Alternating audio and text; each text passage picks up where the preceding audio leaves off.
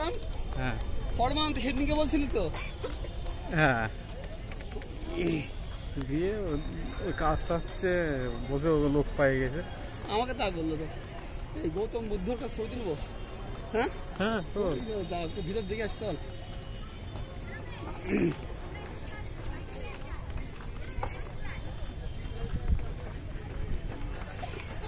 ভালোই করেছি বল